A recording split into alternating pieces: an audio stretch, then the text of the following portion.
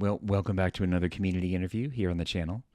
I'm your host, Chris, and in today's episode, I got to sit down with John, aka Inkwell Gaming. He's a well known Disney Lorcana content creator, competitive player, and lover of a good theme deck. In this episode, we talk about his transition to Disney Lorcana away from Yu Gi Oh!, both in play and content, some of his thoughts about DLCs, content creation, and some of the ideas he has brewing to handle the new decks in the Whispers in the Well meta. Sound interesting? Let's get to it.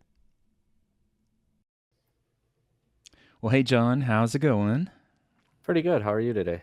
Oh, not too bad, not too bad. It's been a little cold and snowy here in northwest Montana, so Let's kind say of I'm, enjoying being inside and nice and warm. So, let's say I'm northern Wisconsin, so I'm right there with you. okay, yep, you get it. Yep, yep. Well, cool. Well, thanks for sitting down with me. I really appreciate it. I'm looking forward to getting to know you a little bit and getting to know some of your background with the game and some of your thoughts on things. So one of the first things I like to do is kind of get like an origin story for the people that I talk to. So kind of tell me, how you got into Lorcana. Have you played any other TCGs? What really drew you to the game? All that kind of good stuff. So actually I came from Yu-Gi-Oh! And my LGS is actually like an hour away. And Oh, he wow. knew I had two younger kids, they're 8 and 5, and that my son was kind of learning Yu-Gi-Oh! But anyone who plays current Yu-Gi-Oh! Knows how hard it is to get into that, especially for an 8-year-old. Mm-hmm. And when Lorcana was coming out, he was telling me about it. So then I kind of just played around with it a little bit, and early set two, I actually bought a couple starter decks and jumped in. Then just kind of ran with it because I grew up with where my mom had to buy every Disney movie that came out when they came out. So Of course. just, a 5-year-old daughter growing up with Disney, much easier for an 8-year-old to learn. It checked all the boxes for me to make the switch from Yu-Gi-Oh over to this, and the gameplay is just so smooth it had me hooked pretty much right off the get-go. Yep, definitely. Yeah, I've heard stories. I haven't personally played Yu-Gi-Oh before, but I've definitely heard stories about, how it can be a little bit tricky to kind of get the gist of it and really be able to play it very well. So, and so you actually started doing some of your content with the Yu-Gi-Oh stuff. It seemed like a year or so ago, something like that. Uh, so Yu-Gi-Oh! I started quite a while ago, Hmm. because Okay. I kind of like created a version of a deck, and so many people were asking me about it that it was just easier to do a video and then just share it and not repeat myself all the time. Okay. And then it just kind of blew up, and next thing I know, like a year later, I was monetized, and I was like, "Holy cow, we're actually doing this!" And then just kind of went with it. I mean, Lorcana has been way better to me than Yu-Gi-Oh ever was, but I was also way late to the Yu-Gi-Oh content creation Mm. party, if you will, whereas Mhm. Lorcana just kind of started. But I guess as far as like Yu-Gi-Oh went, I loved the days of it. For those who are fluent with it, I played Cyber Dragon deck and actually got to talk to and work with some of the, I guess, most renowned Cyber Dragon players in the world, and featured a few on videos and stuff. So that was Oh, wow. insanely cool to be able to go hand in hand with some of those. Like I know you might not know the names, but like Ruggles has a huge YouTube channel, and then Yassine Sali has tons of tops and does really well. I've had both them on the channel and worked with them, and lots of great memories from it. But my time came, and it was time to move on. So you've just kind of cut off the Yu-Gi-Oh part and moved fully into the Lorcana space. Yeah, it's Okay. as much as I liked it, I don't have the time or the desire to go with two kids and two TCGs, and it's a Hmm. lot. So I just focus on the one. Yep. No, I get you. Got two kids of my own, so I totally understand. And and budgets too. There's only so much Yep. budget to go around, and this is not a cheap hobby. So yeah. No, it can get expensive. Yep. Yep. So you've been to DLCs, multiple, right? Not just because I know you went to Milwaukee. We talked about that a little um, bit, but have you been to I've other been ones to too? just Milwaukee, but I went Oh, to okay. World Class Cards. They had a 5K that I would gone to, so I've Okay. been to that as well. And Okay. I haven't been to one like that. What kind of tell me a little bit about the maybe the differences between that kind of setup and what the DLC is like. I guess there's I think 120 players, and it's more or less like cash or case pricing, things like that. Mm-hmm. Um, as far as competitiveness, I'd say not to knock on casuals because I absolutely love casual play. Like I love making fun decks, stuff like that. Go to locals all the time with like gargoyles or mushu, like these fun ideas. But it's kind of like if you think of like a DLC and you start out like 4-0 or so, you're probably getting more of that type of level or better players at an event like that because there's Okay. only 100 of them, and more or less the people who travel for those are traveling because they're more on the higher competitive end of things. So I think you're less likely to run into the more true casual, but you never know because all it takes is a little RNG and the right matchups, and anyone can do well at a bigger event like that. So Yep, that's true. Yep. Yeah, I never really thought about that before. That the DLCs, I guess they do bring in probably a more significant number of casual players. I mean, I know that there's still, the focus is still obviously the competitive side of things, but right. I personally, I go to them just to kind of hang out and get to see people and play, side events and stuff. So, um, yeah, it's interesting to see that there's not really that same. Doesn't sound like at least there's that same kind of balance as much, but. Yeah, it's significantly less. Like the DLC was a really cool experience. I was actually the ticket line to get in the Friday before. I was actually right behind Lorcana Goons, Oh, and nice. um, he was way more recognized than I was, but that's to be expected. He does a great thing with all of his market watches and that kind of stuff. But it was just cool to kind of see other people that it's like, oh, I actually watched that person, and for a second, I was the fan geeking out seeing these other Mm-hmm. people or and all that. So that was pretty cool to be able to see that. Yep, definitely. Yeah, I've been doing this for a little bit, but it's definitely not on the scale of some of these people that are, you get like JDZ and Lorcana Villain and some of these people that have been out there for a while and they're like really well known in the community. But yeah, you totally do. You like fanboy and you're like, "Oh my gosh, can you sign a card? Can you you take a picture Yeah, with me?" And and it's kind of crazy, but honestly, basically everybody that I've talked to, there's really been not that many people, that honestly, most of the time when I ask people, hey, do you want to be on the show? Do you mind sitting for an interview or whatever? I don't think I've ever had anybody that was just like a flat out, no, I don't want to do that. It seems like all of the content creators, all of the like the well-known names are like super friendly people, It just seems like a very, open and welcoming kind of situation. yeah. I think it was it round six? Yeah, round 6 or 7. I played against Alphos. He Hmm. hasn't been super active lately on YouTube, but for a while there, he was pretty active and super competitive. Did like the first cross continental thing for Team Europe, and he was like nice as could be. Just like it was such a sweating game. I was on Blurple and he was blue green, and it was Oh, so. At one point, we had more ink than we had lore at the end of the game, but we were running out of God. cards, and it was insane. But such a great guy. And we actually talked after the round, and we talked the next day on day two a bit. And um, so like you said though, like I haven't met a content creator that I've sat down or talked to that wasn't a real just chill person. Hmm. Yep. So, do you consider yourself much more on the competitive side, like strictly a competitive kind of player? I know you said you still enjoy some of the casual stuff, but where's your kind of your focus? Yeah, I would definitely say heavy into the competitive side of things. My local actually is finally with the winter spell set getting approved for tournament, so that'll be Oh, cool. nice.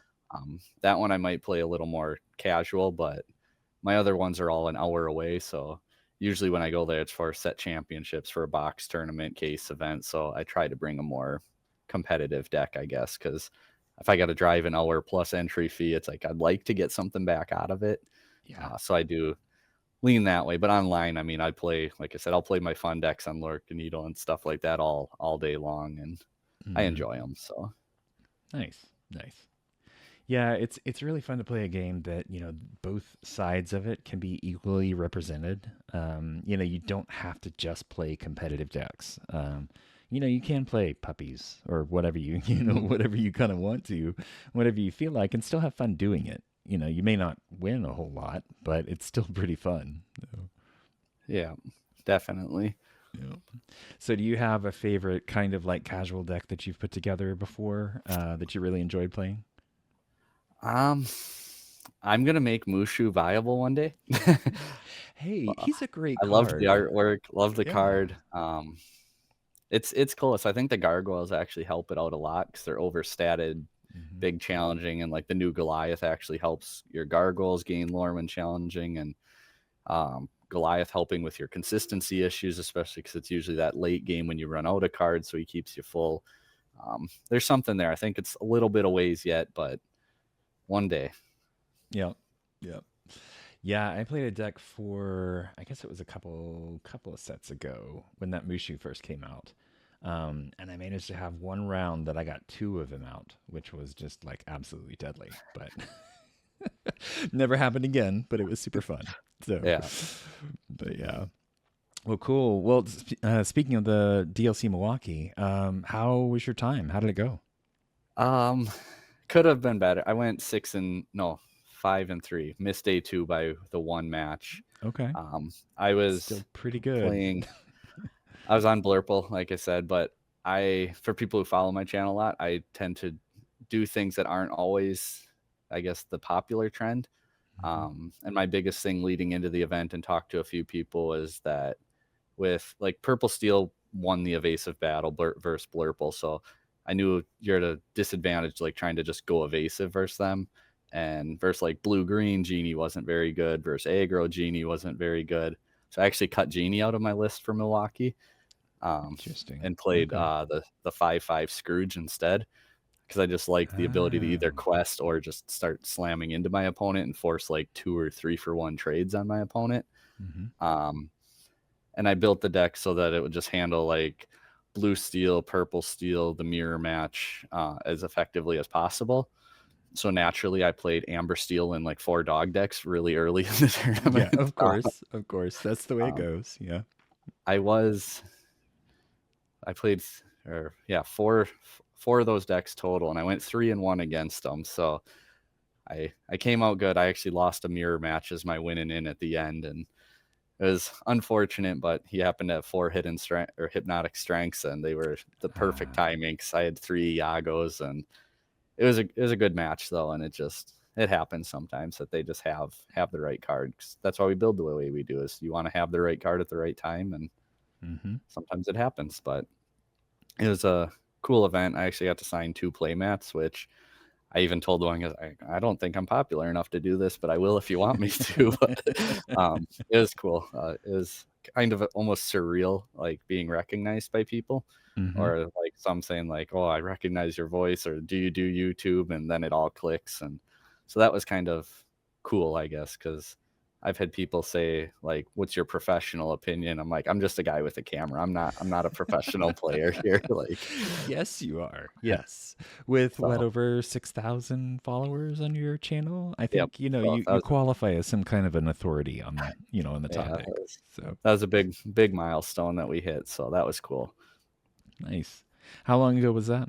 Seems like it's what, Um, 6,100 now or so. and it was actually right before Milwaukee, like a couple days before Oh, going to Milwaukee that I hit it. So that was pretty cool. So something that started off as showing someone a deck turned into all of this. nice, nice. So you mentioned, that it was just kind of like, instead of having to say the same thing over and over about a deck, you just kind of started making videos. Why videos? Why even start in the first place? Was it just that reason, just to say I'm going to make it this one video that talks about this one deck? I mean, why keep going? Yeah, because I actually it was that video is on my personal account even, so it's not even on this channel. Or if you follow this channel, there's no way to find that video because it was never supposed to be anything. But 2,000 views overnight, it's like, oh, maybe I should make another Wow. video. And I mean, I didn't sustain that. Like that was just perfect video, perfect time. Hmm. It happened, but um, yeah, it was just like I said, surreal and just slowly like having such good feedback, and then eventually like monetizing took forever to get there, and that Yep. was never the goal. That was never the plan. Like we had talked a little bit before this, my tip, I guess, if I'm going out of order, I apologize, but for Oh, like a no, absolutely. It's if just a conversation, so feel if free. anyone's looking to get into content creation, my biggest tip is probably don't do it for the money, don't chase it, because Hmm. for how long it takes to get to that point and for what it pays out, and I can tell you, even being where I'm at right now, it's not life changing. It's really nice, I'm not gonna lie, and it helps out, but it's not like you got to go to work, you Yep. got to live your life still. It's not this huge like cool, I'm going to be a content creator and not have a job, easy button. It's not that. And well, you can attest, it's not like you don't just 15-minute video. There's 15 minutes of my day. There's a lot more that goes into it. So it's a great hobby, but I would do it as that would be my tip. Do it as a hobby and see what happens with it. So Yep. Yeah, it's too easy to just, look at some of the bigger names and compare yourself and, be like, oh, well, when I get that big, that's when I've actually made it. But I can't tell you the number of people that I talk to, like even the ones with like larger channels and stuff, that it's still the same problems, right?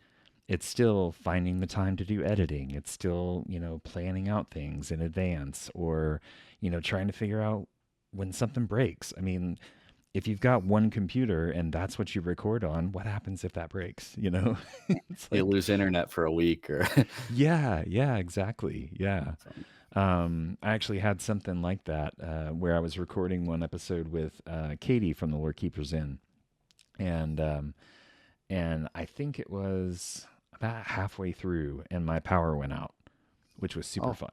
So yeah, there's all sorts of problems and there's all sorts of issues, and and I think it's easy for people that watch the videos to just, consume them and think, oh, okay, it's just another video, they just kind of put it together and it's, magically shows up on the channel. But as you can attest to, there's a lot of work that goes on behind the scenes. So yeah. kind of tell me a little bit about like your process. Like, how do you decide what to make videos on? What's kind of the production workflow, I guess, that you go through? So I guess trying to find, I guess, like what works or what your audience, like my audience, was receptive to. Like one thing I still try to push periodically is like a fun deck Friday or just like a more casual type of video. And for the longest time, it didn't hit. Like I wasn't very receptive, so I'd kind of shelf it, and then a couple months later, I'd bring it back, just kind of test the water, see how it does. And now I'm going on 4 weeks in a row where it's actually doing pretty decent. So I'm like, okay, it's hitting the wall, it's sticking. Otherwise, it's like just yeah, testing different subjects from deck breakdowns or different ways of doing a deck breakdown, or trying to get like interviews with players, or like I said, Hmm. I'm an hour from my local, so getting live footage is very difficult for me to do. But Yep. just lots of waters, and I guess trying out different things, and okay, they're receptive to this or they're not, or they like this, but and then periodically even asking like, what would you guys like me to do better or different, and try to help build it up that way. So it takes a bit. Then yeah, you got to find the time to have like editing and Hmm. like whether that's from thumbnails to fixing audio to everything else that goes in. So it's usually a process I do when the kids go to bed, but it takes a bit. Yep. Yep. Definitely. So, what would you say is kind of the average like ratio of filming time to editing time for most of your videos? um uh it's hard to say because I like on my OBS I have so many different um slides or whatever they're called, like preset for whatever, like if I'm doing a deck profile, or Mm-hmm. so I just like click on it and I have so many presets already lined up, and I just change the image that it shows. So that significantly has cut down on my editing time. um, but it's still, I still probably spend twice as much time editing than I do actually recording, assuming I get it on the first take. I can't tell you how many times, and it's always like the half-hour video or longer where you do the whole thing and something changed with your mic and it didn't record any of the audio. And it's like, Yep. oh, that's one of the worst feelings ever. Yep. Yep. Definitely. Yeah, I had an episode where I thought I hit the record button, and I could have sworn that I did, but then I got about 30 minutes into the conversation and realized I didn't. So we had to start all over again, Yeah. which is always fun. So yes, no, I get you. There's just so many different things, so many different variables, and no matter how many times you test stuff, there's always going to be something. Yeah. So. Um, I totally thought about something I was going to ask while you were talking. Oh, okay, that was it. So you do a lot of like deck review videos, right? Yep. So what's kind of some of the other content that you do? Just kind of overall, because it seems like the majority of them are like the deck lists and the tier reviews and that kind of thing. Yeah, so I I mean, getting back from vacation, it's a little different this week, but I try like every Wednesday because usually by Wednesday most of the ink deck tournament reporting is done for the weekend. Hmm. I try to do like a weekend recap of what decks top the most, and then go over like the format as a whole. So that's what I try to do on Wednesdays. Like I said, it's been going good, so like trying to do Fun Deck Friday each week is something I'm trying to stick to. Uh, then mixing in like reviewing winning decks, like just straight off of how, like what decks are winning. Hmm. But I think from what I've gathered, it's probably my audience's favorite videos are like, I just did Ruby Amethyst. I just finished editing and uploading it today. I took like a dozen of the Ruby Amethyst tops from the past 2 weekends and broke down like all of them, like to the card, to the ratio and everything. And then I do like the Hmm. deck core. So the minimum amount that all 12 lists played. And then I go over all the tech cards that like they played, and then over the most common ratios. And then I use all that information and build a final product deck out of it. So I think people like the seeing it from that perspective, I guess, has gone Hmm. over really, really well. So I do stick to that, but once in a while I try to mix in other types of little fun ideas and stuff. It's just like I said, it's finding the right view, and if it sometimes it don't stick and I'll shelf it, but then come back to Hmm. it in a few weeks, try it again, see how it goes. Yeah. Yeah, it's kind of interesting to see. I know there's a lot of other channels that do like deck reviews and in-depth kind of stuff like that, and gameplay and everything. But it's always interesting to me to see kind of the different twists that people put on the same kind of content. Mm-hmm. That's definitely one of the things that like whenever I talk to somebody about content creation stuff, it's like yeah, there might be somebody out there that's doing something similar, but they're not you, Mm-hmm. there's, there's a different process. There's a different thought pattern. There's all sorts of stuff. And it's cool to watch some of your stuff and see those little differences between that and some of the other content that's out there. So yeah, it's interesting. I noticed that you do have your kids in there every once in a while. Or is it just your son, or do you have other? Um, so my daughter's 5. She actually makes more Oh, video appearances because she likes to not listen at bedtime. yep. Sounds about My right. son, he's learning to play though, so Okay. he actually got, I think it was Scar a set championship. He got his promo. Oh, There's only 8 of us playing, but he took sixth, I think, out of 8. So, that's pretty and he's good. like, he was pretty bummed out about, like, he's like, well, everyone got a card, it doesn't matter. And I was like, well, we drove down for locals the 2 nights prior, just to Hmm. get him used to playing with other people. And I was like, there's 15 people that night. I was like, you went and got second place. I was like, so don't knock yourself down just because there's only 8, so you were guaranteed a car. I'm like, you didn't take eighth, you beat 2 other people, and it's like two Hmm. days ago you were higher than 12 people. So like, it takes time to get there. So Yeah. then he kind of saw it from a different perspective and was a little more happy with it. So Yeah, you got to kind of reframe it a little bit, right? yeah. Yeah. No, I totally get that. That's pretty good for, somebody his age, honestly. It's so funny that there's so many like kids that play this game. And I think we as adults, we kind of there's probably kind of a habit of like, oh, it's I'm just playing a kid, it's not going to be that hard, maybe I should kind of be a little nicer to him and stuff. But man, I mean, if Aiden, at the DLC in Milwaukee Yep. shows us anything, you can't underestimate these kids. I mean, they're Yeah, there's probably there's a Yu-Gi-Oh regional my friend and I went to, and the kid was probably in that 11, 12 range or so, and he was playing against my friend and he made like a mistake, and my friend's like, yeah, you can take it back, that's fine. And he took it back, and then a couple turns later my friend made a mistake and the kid's like, nope, you already committed to your play, and the kid won because of it. He's like, I will never take it that's easy on a kid again. awesome. I So I'm like, mean, seriously, so that's pretty funny. Yeah. so that's I my kid mean, story with TCGs. nice, nice. Well, cool. Does he like playing any particular kind of decks, or is it just kind of whatever, strikes his fancy, or do you help? I'm assuming you help kind of build decks or do anything like that. I try to give them like usually they're more aggressive decks, like Hmm.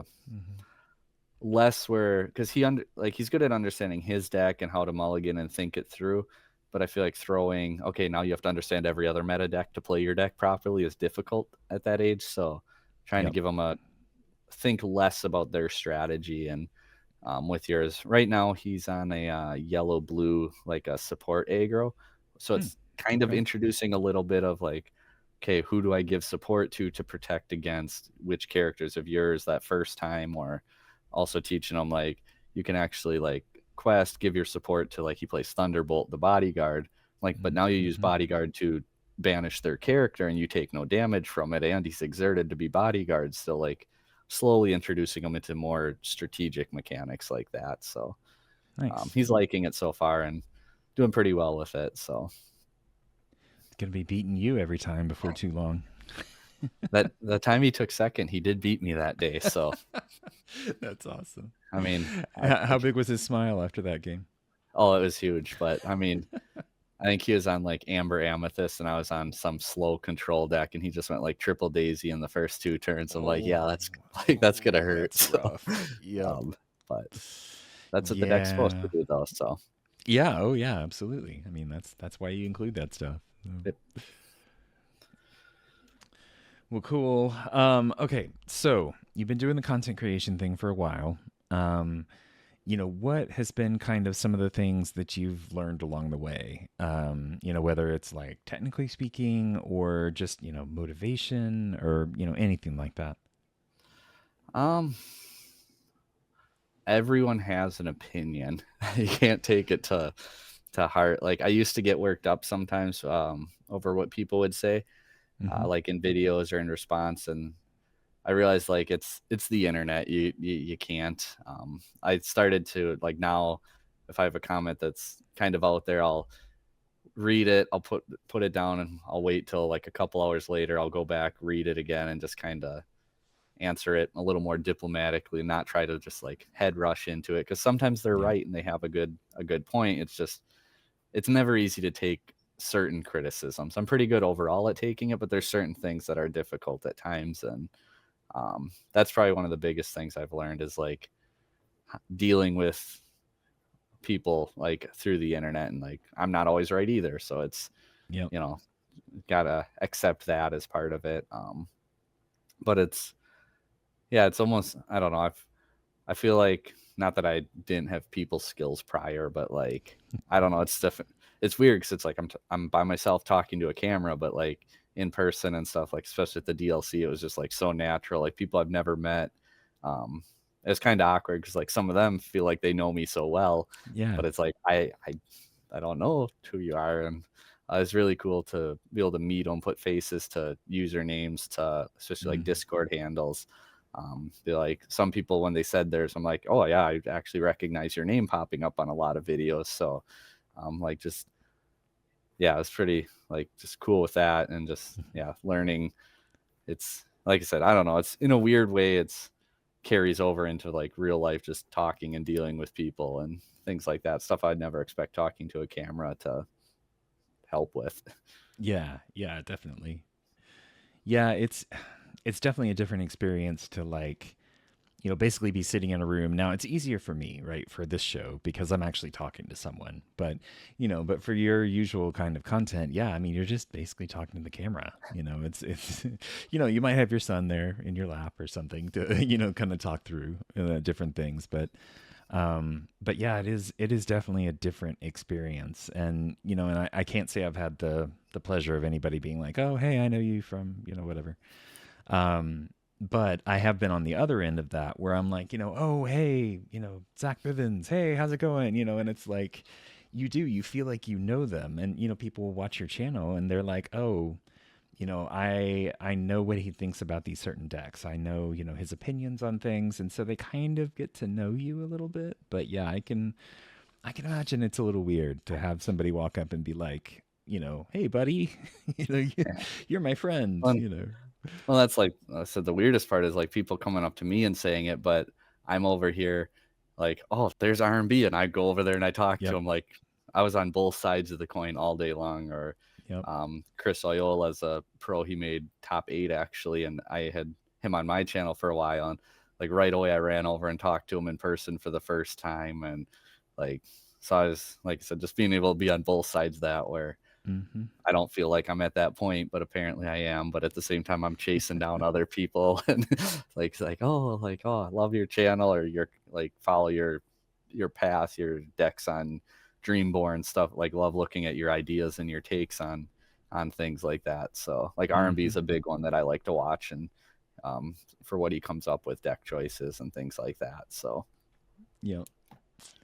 And so you release every 2 days, 3 days, something like that. Um, I've tried.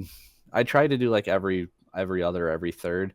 Hmm. And then I started to try to do like an everyday, but that's really difficult. And then I'm like, okay, what if I just plan like 5 days, even if I double record in a day and take a couple days off, and still Yep. trying to find that sweet spot because it's hard to commit to one like a set plan, which I said I was going to do again, but it's very difficult to stick to it because life happens, and all of a sudden you have this plan out there and people are expecting it, and now life happens. So it's like, okay, now the plan's going to change slightly, but I try Yep. to do at least like 3 videos a week, sometimes 5 or 6. But Okay. That's pretty admirable, honestly. As someone who does one a week, that's quite a lot. I'm pretty impressed. yours are significantly longer though. So most of mine are like 10, 12 minutes. So it's a little quicker. Yeah, yeah. Well, I mean, to each their own. Like I said, even if somebody's doing, deck reviews or in-depth kind of stuff, you know, 15 minutes might be the sweet spot. It might be perfect for what you're trying to say. Yeah. So I'm curious, have you ever tried any like short form content stuff? I've thought about it. I just haven't, I guess, thought of the right way to do it yet. And Mm-hmm. so it might be in the future. I don't know. Again, it's already overcommitting, I feel like, to certain Yeah. aspects of the channel and trying to I'd like to do it, and I want to find the right way to do it first, and then we'll see. I won't say never, but not at the moment. Yeah, yeah, yeah, yeah.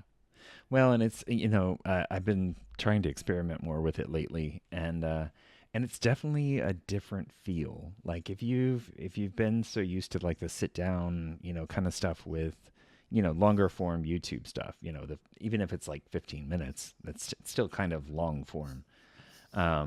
It's got a very different feel to it. And it's cool to see that there's people that specialize in that, but I don't know. It just takes a different skill set, to be Yeah. honest. So, Yeah, it's short frame. Like, can you cram a bunch of information, but not too much, and make it entertaining? And hmm yeah, like you said, some people are just amazing at it. So yeah, it's really cool to see kind of the different types of creators that kind of gravitate towards these things too. You've got a lot of it seems like a lot of the more like casual players and, tend to be more on like the Instagram side. and then you've got like the in-depth technical folks more on YouTube and even X and stuff like that. It's kind of weird to see how they kind of naturally gravitate towards different platforms, but I don't know if that has to do with like the kind of content or if it's just like, that's just kind of what fits best. I don't know. Any thoughts? Um, yeah, I think maybe to a degree, like YouTube or I guess Twitch also, like you have the options to go longer, more in depth. Like, I guess I've actually never even been on Instagram, so I can't really say for that. I'm the Okay. weird guy in that middle age where I'm like, oh, it's for these young kids, but at the same time, it's actually my generation. But Yeah. Yeah. um, uh, I've even X, like I did it a little bit, but I was just like, it wasn't for me. So I Yeah. still miss MySpace, but I'll take Facebook, I guess. Oh, So, okay. All right. You were saying like your age and everything, and I was like, how? What age range is he talking about? Okay, MySpace. Got it. Yep. so Oh, that's awesome. Oh, so are you going to be making it to any other DLCs in the future, or is um, that still up in the de- air? depending how everything goes, I would like to try to go to Indianapolis, Okay. even if it's just for side events, and if I can't get a main ticket, I think that one is one I'd like to try to go to. It's far enough away to plan for it, and it's actually close enough I could still drive there and just get a hotel for the few nights, and um, Nice. possibly some other locals are talking about going. So I'd say that's probably the closest one for right now. Mm-hmm.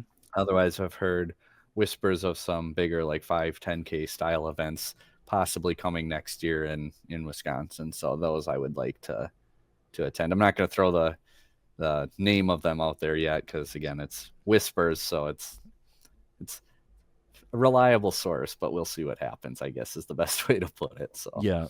Yeah. No, I get you. I get you.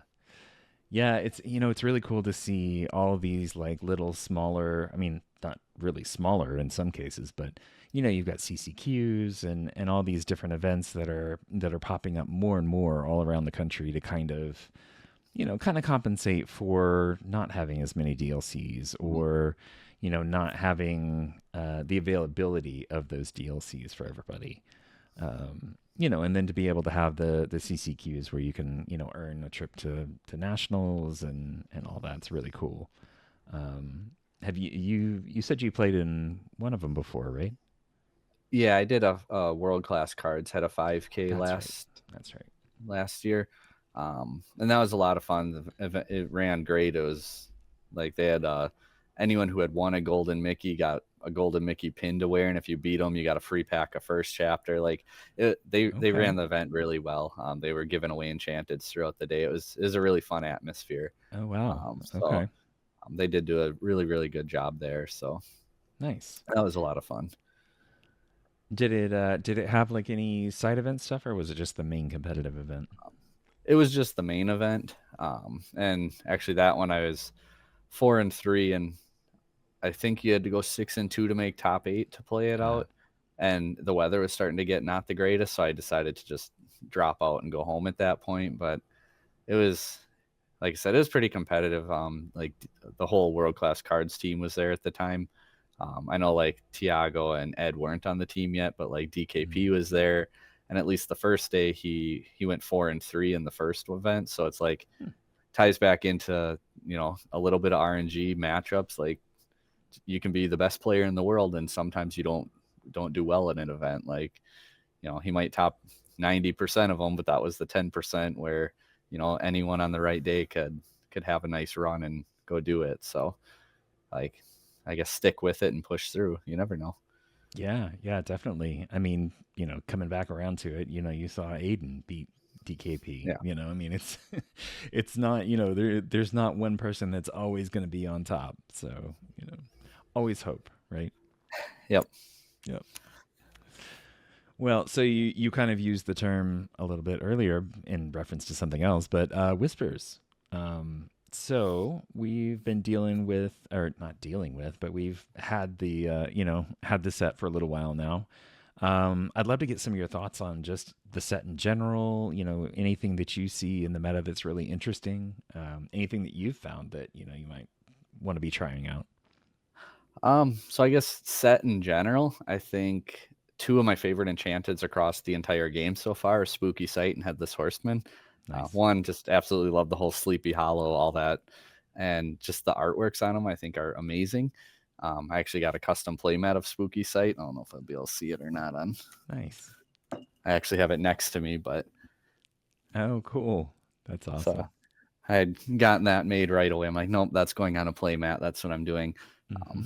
Um, so that's probably my favorite enchanted out of all of them. Super playable card too. I mean, Hmm. it's kind of up and down, like when it's good, when it's not good to play.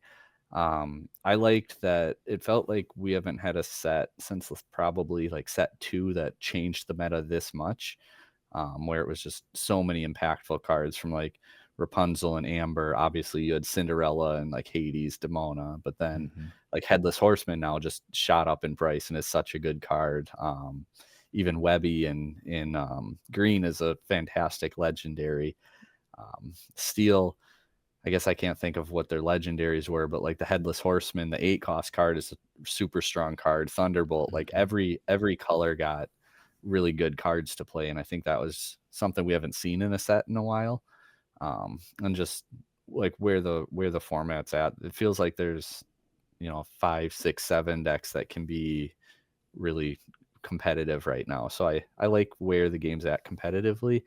Um, Last format was love and hate because I've been on Blurple since set 4. Right. But when your deck has the big target on its back, it's not as fun to play it anymore. So Hmm. this set's a little more fun because Blurple's less of the target on its back. But I like where the format's at, just competitiveness, how many decks are viable, and then like I said, there's even like good fun strategies.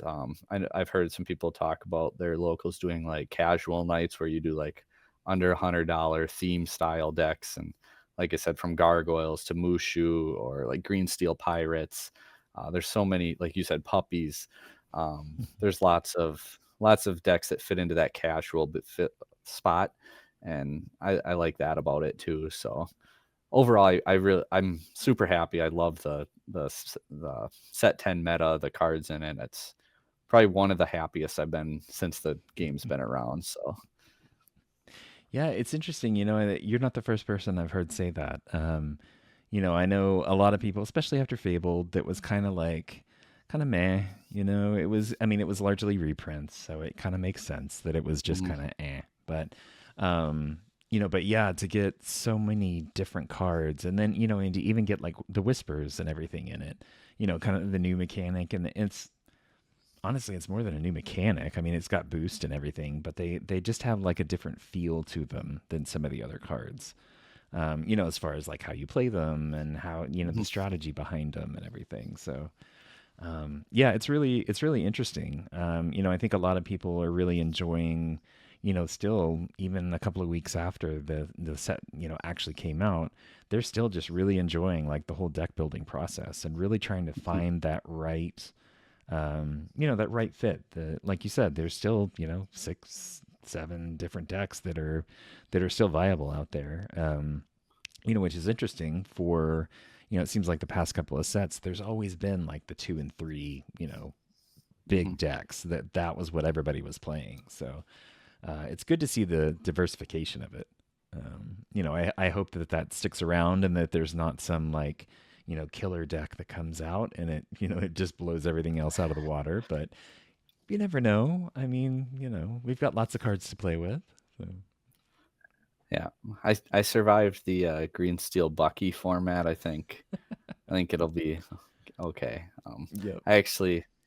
I won my Ursula set promo that time around. I was playing Emerald Sapphire Bucky instead, Mm. and Okay. caught some people off guard and got my Ursula promo with that. And Hmm. this Bucky was such a crazy card. Yeah, definitely was. Yep. So what was in that deck? I'm curious now. I don't know if I've ever heard anybody play something like that especially back then. So obviously, like you still had your Diablo line, Hmm. but with like Diablo and Aladdin, like those 3 cost Floodborn characters to trigger your Bucky, I there was a Olaf, I believe it was.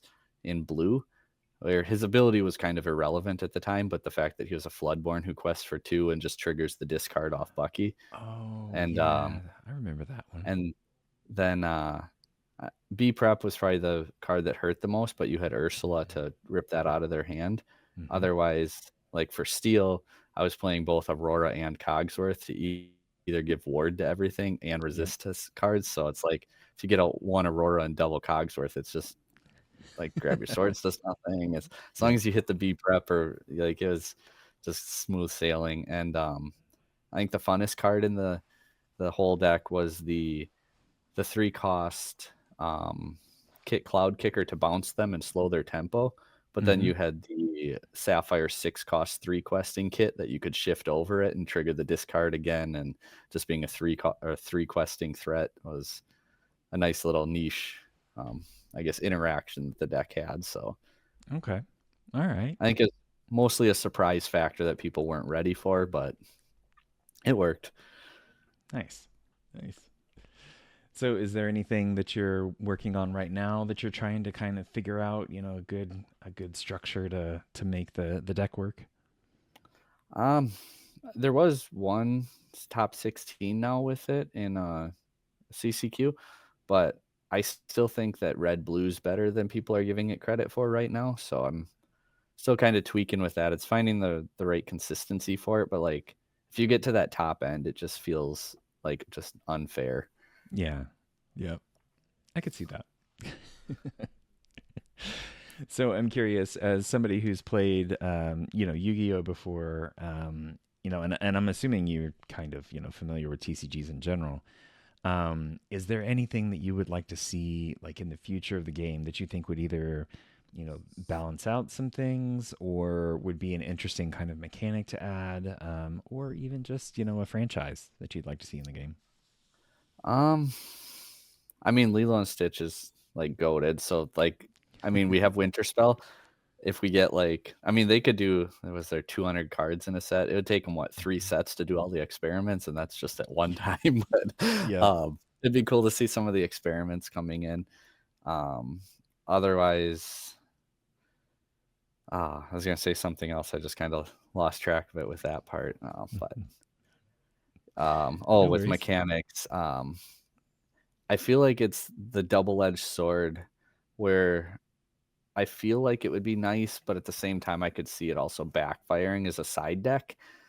Just being able Mm-hmm. to not have to put like, an Alice or Cusco for item removal and Blurple, or put in those techie cards, being able to side them.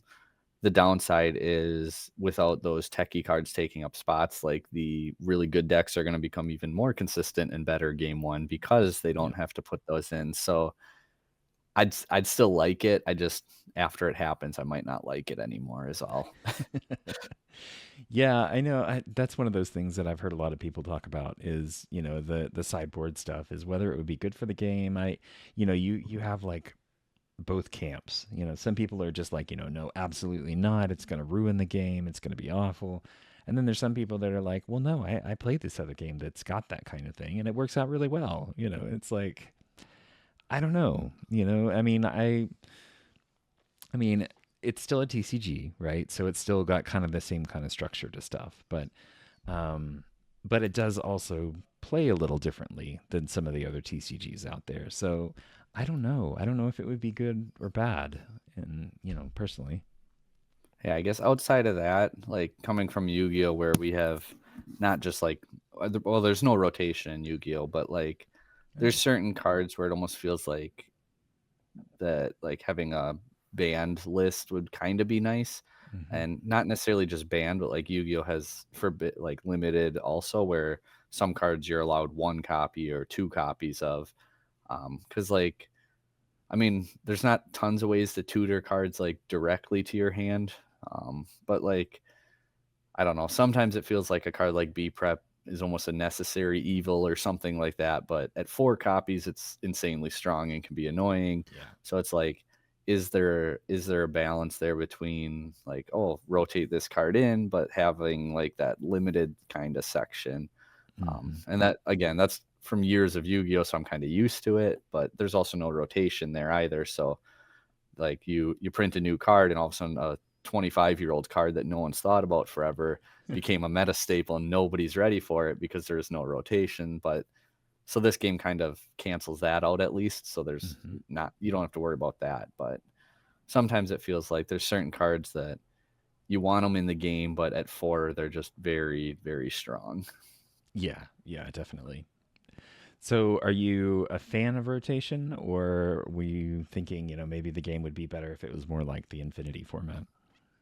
Um, it's my first rotation TCG ever, so Okay. I wasn't initially on board, but after living through it, it's actually kind of not that bad. Um, I liked it. I think for the most part, the reprints were balanced things decently. Amber might have got the short end of the stick, but Yeah. I mean, realistically, you didn't realize like how few good cards there were until rotation happened, and it's like, Mhm. wow, like Rapunzel's really the only card that they should have got back, but that's such a good card. Like it's that card where if it came back, but you could only have 2 versus 4, like it's finding that happy medium of everything. So I do like rotation though. I think it hasn't been as what I was afraid of, I guess. So Yeah. and I like that they are supporting like Infinity even as a DLC level event. So it's not like I spent all this money on my cards and now they're completely useless. At least Infinity is supported at a high enough level where your cards are still worth something that you Hmm. can use them. So I do like that a lot. Yeah, it's definitely nice. I'm glad that they took that extra step of making it a DLC level, kind of thing, just to really reinforce it. Because, I mean, I'm sure there's some games that have like these alternate formats that just never really quite catch on.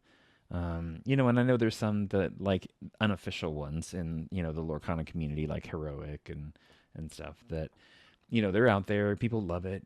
The people that really, play it really enjoy it. But it's a whole different thing when it's like Ravensburger saying, this is an official format that we're going to actually Yep. support this. And we've got Infinity Weekend coming up, I guess, in a couple weeks, like 2 weeks or so, Yeah. something like that. Yeah, I think the 12th that weekend or Yeah. so. Yeah, Yeah, hopefully it'll I'm be gonna good. hopefully get to 1 or 2 events with the kid and just get the participation promos, have a little fun. So Nice. Nice. Yeah, I totally hear you on trying to get to these things. We've got one LGS within like mm, the 30 minutes or 45-minute area.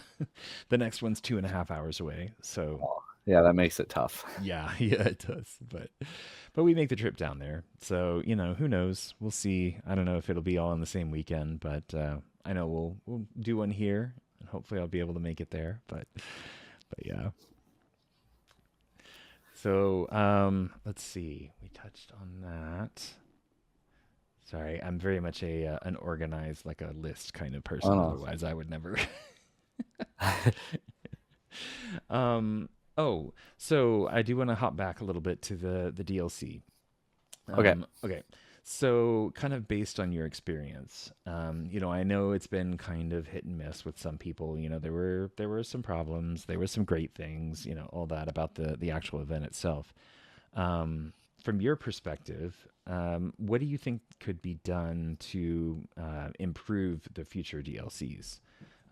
Things that they could change that would make the experience smoother, that would make it better for the players, all that kind of stuff. Um yeah, that's I mean anytime you have like 2,000 players, it's going to be difficult like from their side of things to run. Hmm. I thought getting like ticket to you like to get your tickets from side events was very difficult. They started to just give the judge for that area a stack of them, and they distribute on them, and after they verified who did whatever. I thought that Hmm. was a great change that they did mid event. Um, at times, it felt like just communication from the event to the players could have been a little better, but overall it wasn't the worst card experience I've ever had, but I think there's room for improvement. Um, like I know that they actually changed a lot for Richmond, so that's why it's hard to harp on Yeah. certain things from like side events or pre-events, if you want to call them Friday. Like I think there's a lot of feedback that they took in that I would normally say. And I think Richmond looks like it's going to be a much more, I don't want to necessarily say better ran, but better ran, I Yeah. guess. Yeah. But it's good that they took the feedback and that they wanted to grow and do better as a company, because I think Hmm. that's kind of vital for it, especially this early on into hosting these types of events. So that was really nice for them to see, and hopefully it continues and trickles past through like past pastimes and with like Hmm. Ravensburger and things, into like not necessarily more DLCs, but like more competitive events, maybe not at the same level of a DLC, but Yeah. something between set championships and that, where almost like these 5K, 10Ks, which they made them official and you get your invites. So that's amazing that they did that. Hmm. But to branch it out a little bit further and maybe even have more or expand upon that would be like to a regional circuit scene kind of would be Yeah. really nice. Like I said, the fact that they said like the CCQs are allowed to give invites is amazing. I think Hmm. that was really, really cool to see them do that. Like, we're not ready to take this on yet, but these other companies, and you could still get your invite. So I think that's fantastic. Yep. Yep. That kind of that good middle ground. Yeah. Yep. Yeah. It's definitely really cool to see both, pastimes and Ravensburger listening to the community. I could see, I'm sure this happens with other TCGs and other games, but, where they're basically like, oh, well, that was messed up, but that's how we're going to do it. It's like, Yeah. well, yeah, but you want them to have a good experience. You want everybody to enjoy it. And it was the same way with, the pro play. For the last season, it like got incrementally better.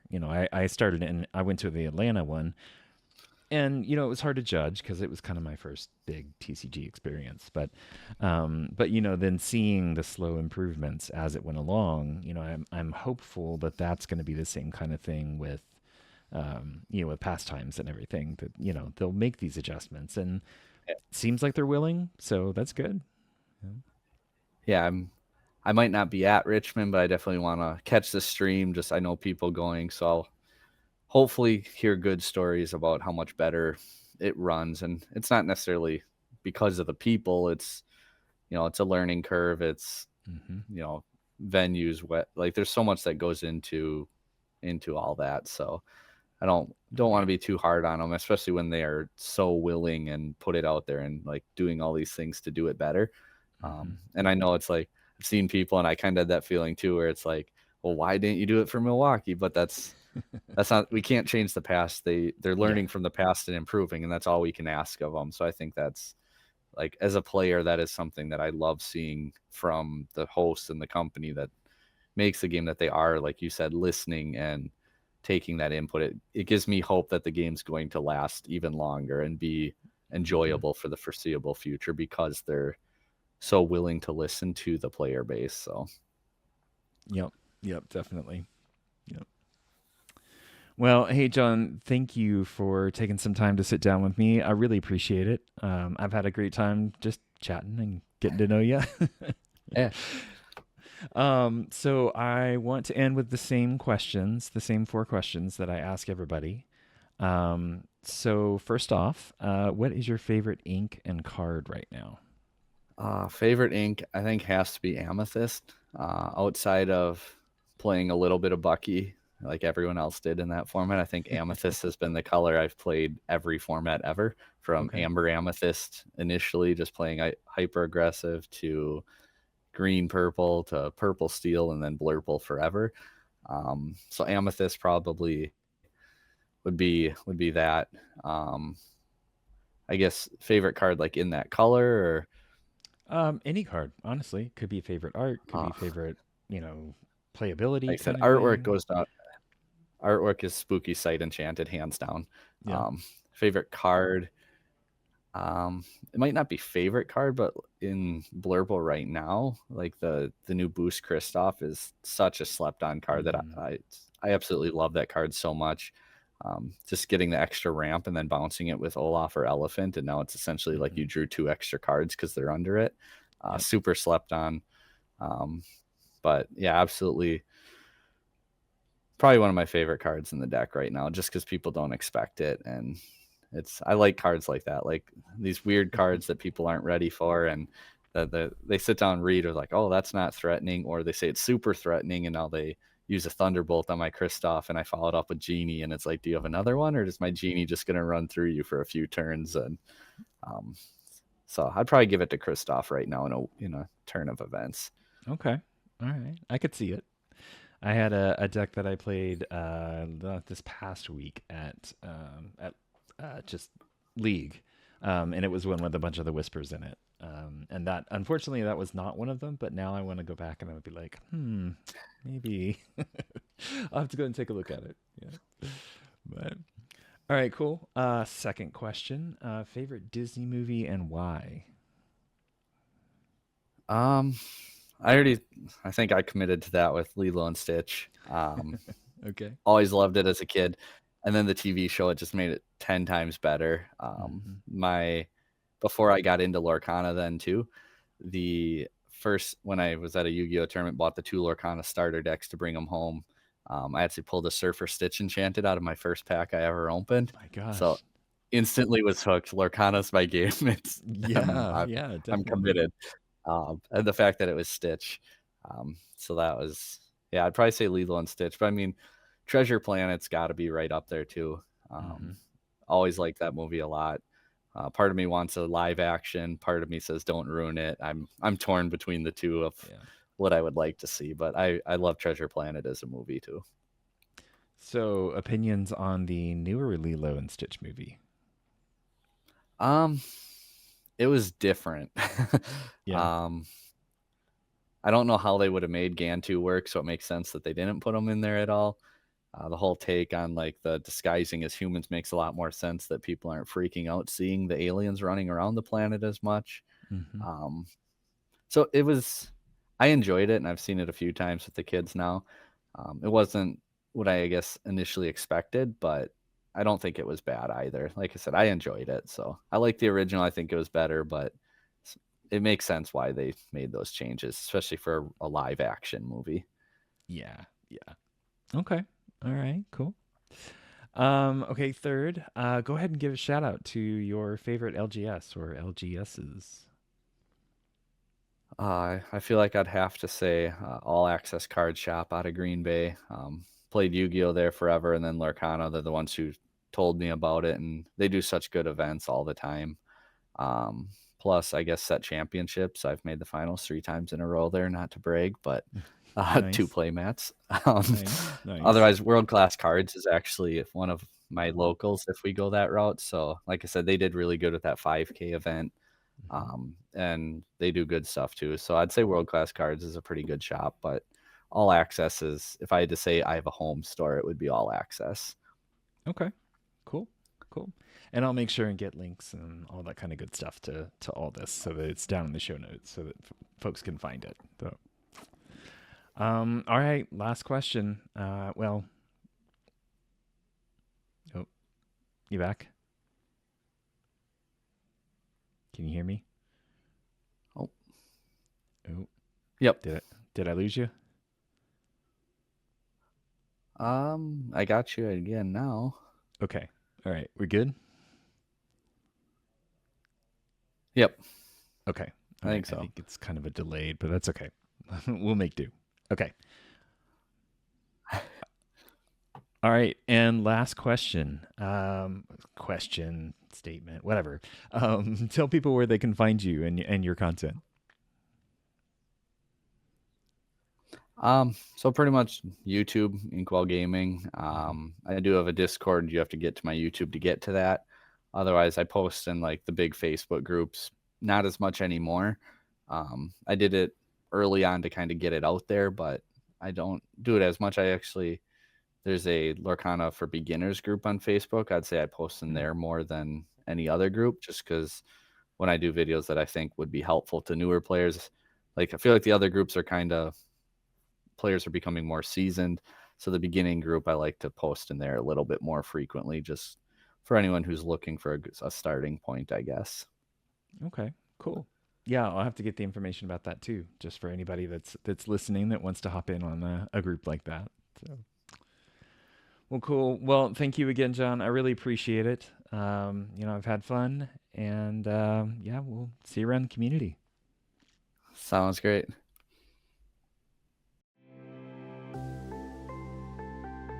Well, thanks for listening in on my chat with John. I hope you enjoyed getting to know him as much as I did.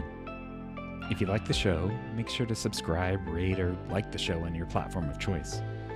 If you'd like to reach out to the show directly, you can find all the information about it in the About section of the channel. Thanks for listening, and we'll see you next time.